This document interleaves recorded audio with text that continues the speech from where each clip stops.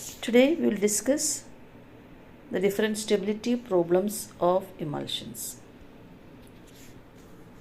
and the different methods to minimize these stability problems.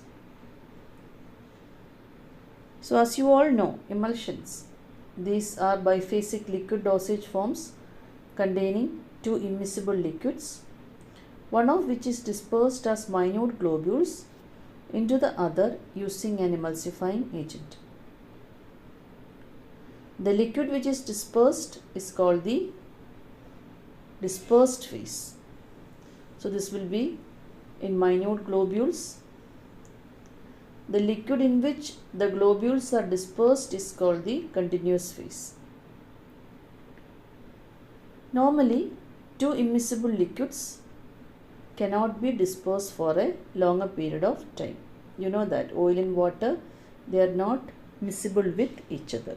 They form two different layers. So you need to add something from outside in order to make them stable. An emulsifying agent is added to the system to get a stable emulsion. The emulsifying agents reduce the surface tension between oil and water. They form a protective interfacial film around the droplets, thereby preventing the coalescence. This leads to the formation of a stable emulsion. Why we want to formulate an emulsion? You can see the reasons. To mask the bitter taste and odor of certain drugs. For example, castor oil and cod liver oil. These are some examples. So, these cannot be administered as such. As oil, you cannot easily administer. You cannot easily swallow these oils. So, we are converting it into more palatable dosage form. That is an emulsion. So these emulsions provide a convenient means for the oral administration of water insoluble compounds. So these emulsions will facilitate the absorption of water insoluble compounds compared to their oily solution preparations. Examples are fat-soluble vitamins. Then, certain oil-soluble drugs can be administered parenterally in the form of emulsions. Example, an anti-cancer drug. Paclitaxel is oil-soluble. So, it is administered in the form of emulsion as a parenteral dosage form. So, in cosmetics, the emulsions are used for the external applications. The emulsions can be formulated to prolong the drug release, such as sustained release action. Then essential nutrients such as fats and vitamins can be emulsified and can be formulated as sterile intravenous emulsions. Example is total parenteral nutrition. So these are some of the applications of emulsions. The stability of emulsions. A stable emulsion is one in which the globules retain their initial character, that is the mean size and size distribution, and remain uniformly distributed throughout the continuous phase.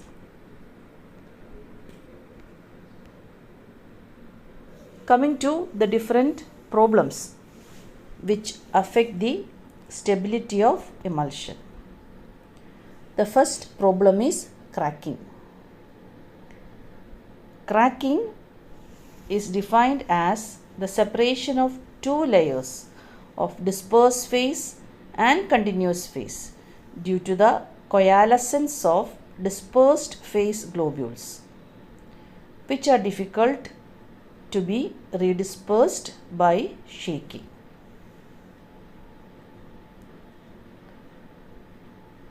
So this is a permanent problem and you cannot regain the stability of the preparation. So you can see in the figure, before cracking, the oil and water are miscible with each other. So the figure shows oil in water emulsion. The oil globules are dispersed in the water which forms the continuous phase, and after cracking you can see the separation of two layers, oil layer and the water layer.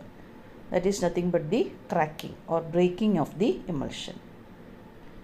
So this redispersion cannot be achieved by simple shaking. So the advantages of emulsifications are lost, and since these two get separated, you cannot take or measure an accurate dose.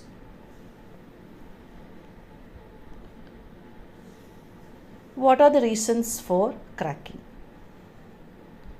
So the main reasons for cracking are the addition of an emulsifying agent of opposite type, decomposition or precipitation of emulsifying agent, addition of a common solvent, microbial action, incorporation of excess dispersed phase, and by creaming. So we will see one by one in detail. Addition of an emulsifying agent of opposite type. For example, soaps of monovalent metals, they promote oil in water emulsions, while soaps of divalent metals promote water in oil emulsions. Hence, addition of a monovalent soap to a divalent soap emulsion or a divalent soap to a monovalent soap emulsion leads to instability and cracking. So such additions should be avoided. Similarly, anionic and cationic emulsifying agents are mutually incompatible with each other. Next reason is decomposition or precipitation of emulsifying agent. Examples: first one, decomposition by acids. The alkali soaps are decomposed by acids. Hence, acids cause cracking of soft soap emulsions such as turpentine, liniment, BP. Example for precipitation of emulsifying agent: addition of sufficient electrolyte like sodium chloride to a sodium soap emulsion precipitate the emulsifying agent and can lead to cracking. That is, the effect of emulsifying agent is lost when it gets decomposed or precipitated. So there will be cracking. Next is addition of a common solvent.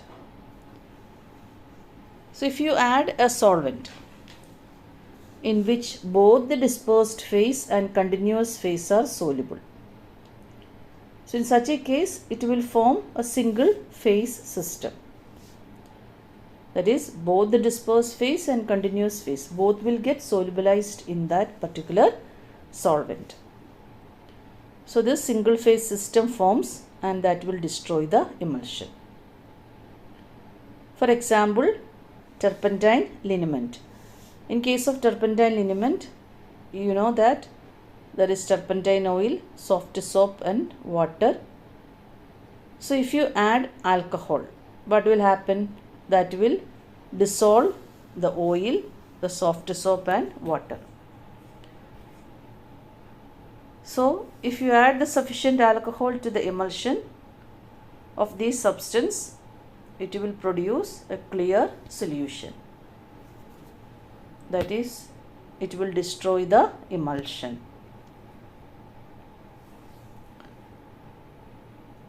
Next is microbial action. So there are chances of growth of mold and bacteria if the emulsion is stored for a longer period of time, because bacteria or mold that will destroy the emulsifying agent, which will lead to the cracking. So if the emulsions are not intended for the immediate use, you should add a suitable preservative. The next reason is the addition of excess amount of dispersed phase. So emulsions with a dispersed phase concentration in excess of 74% have a marked tendency to crack. 74% is the upper limit. The safest concentration is between 30 to 60. So the phase volume ratio should be maintained properly. So coming to the next stability problem, that is creaming.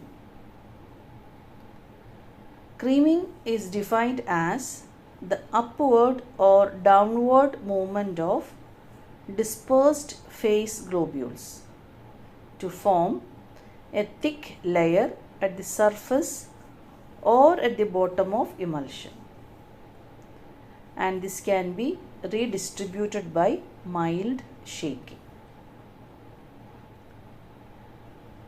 Even though the creamed emulsion can be made homogeneously again by shaking, creaming is a less serious type of instability. We should prevent the creaming because the creaming can lead to cracking of the emulsion. Why creaming is still undesirable? The closeness of the globules in the cream favors the breakdown of the interface and consequent coalescence of the globules. The large droplets cream more rapidly and coalesce more readily in the cream layer. Therefore, the emulsion may eventually crack. So there are mainly two types of creaming: upward creaming and downward creaming. The cream will be at the top of the emulsion only if the density of the dispersed phase is lower than the density of the continuous phase. So you know that most of the oils have the density less than 1. Oil globules will rise in case of oil and water type of emulsion, as you can see in the milk. And the water globules will sink in a water in oil type of emulsion. So next we'll see what are the different factors which cause the creaming of emulsion and how you can reduce the creaming. So this can be explained on the basis of Stokes equation. So as per the Stokes law, V is equal to 2R square rho 1 minus rho 2 into G divided by 9 eta, where V is the rate of creaming, R is the radius of globules, D1 or rho 1 is the density of the dispersed phase, rho 2 is the density of the continuous phase, G is the gravitational constant, and eta is the viscosity of the dispersion medium or the continuous phase. So we'll see each factor. First is the radius of dispersed phase globules. So you can see here in the Stokes equation, V is directly proportional to the radius. So if you reduce the radius of globules half, you can reduce the rate of creaming by a factor of 4. The size of globules in the emulsion may vary from 1 micron to 30 micron. So in case of the emulsions which are made in the laboratory by hand or by mechanical mixer, the globule ranges from 1 to 50 microns. So this may lead to creaming. So by effective homogenization, you can reduce the globule size. Thereby, you can reduce the creaming in the emulsion. So you can pass the emulsion through homogenizers.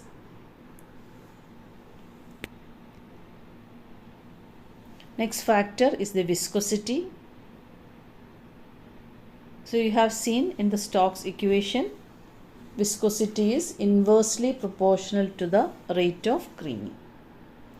So by increasing the viscosity of the continuous phase, you can reduce the rate of creaming, or you can retard the movement of the dispersed phase globules. So by making use of suitable viscosity modifiers such as Tragacanth, sodium alginate, methyl cellulose, so all these can be used to increase the viscosity, usually in case of oil and water type of emulsions.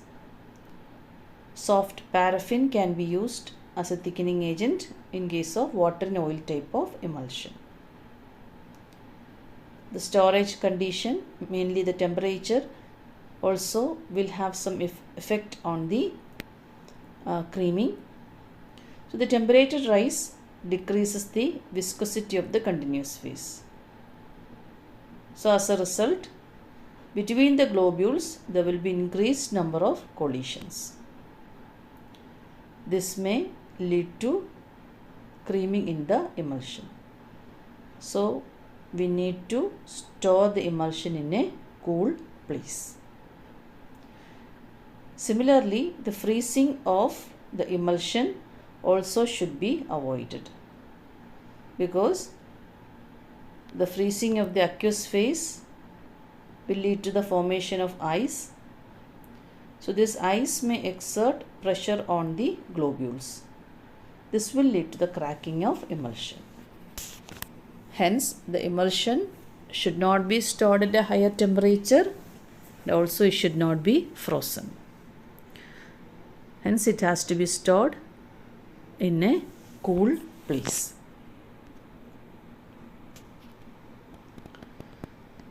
The next stability problem is phase inversion. Phase inversion is the conversion of an emulsion from oil in water type to water in oil type, or vice versa,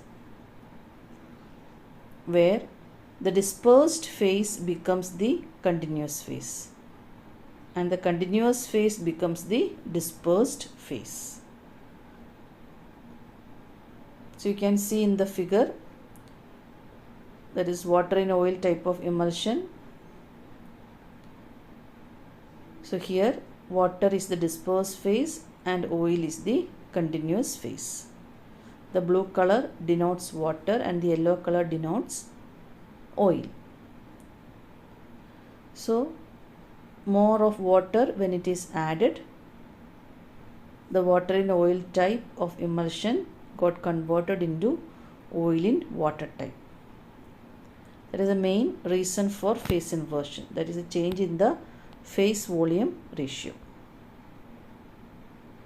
Second reason is the addition of electrolytes, and third is the change in temperature. So as we have already seen, the maximum concentration of dispersed phase which can be incorporated in the emulsion is 74%, and the most stable range is between 30 to 60%.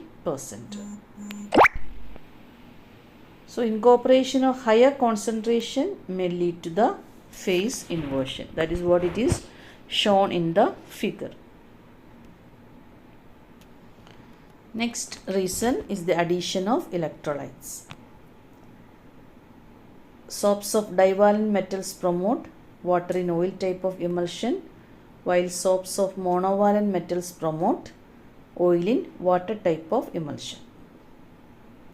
So generally, emulsion type is determined by the solubility of emulsifying agent. That is, if the emulsifying agent is more soluble in water than in oil, the former will become the continuous phase, and vice versa. That means, if the emulsifying agent is more soluble in water, the emulsion will be oil in water type. If the emulsifying agent is more soluble in oil, the emulsion formed will be water in oil type. How the phase inversion occurs? By the addition of electrolyte. We can see one example. If enough of calcium chloride is added to an oil in water type of emulsion. Okay. So this was previously stabilized by the sodium soap. So there will be phase inversion. So the resulting emulsion will be water in oil. That is, oil in water type of emulsion is converted to water in oil type of emulsion on the addition of calcium chloride. Previously, that is, oil in water type of emulsion was stabilized by the sodium soap. So when it is converted into water in oil type, this emulsion is stabilized by the calcium soap. So that is how addition of electrolytes lead to the phase inversion. That is one example. The next reason is change in the temperature. At low temperatures, non-ionic surfactants are hydrophilic in nature. So hence they favor the formation of oil in water type of emulsion. This is because the polyoxyethylene chains strongly hydrate and they interact with the water. What will happen is that when there is increase in temperature, this will make the surfactant more lipophilic. This will alter the hydrophilic-lipophilic balance, enabling the oil in water to water in oil transition upon further heat. So these are the main three reasons for the phase inversion. So in order to get a stable emulsion, we should avoid the reasons which may lead to the cracking, creaming as well as the phase inversion. Thank you.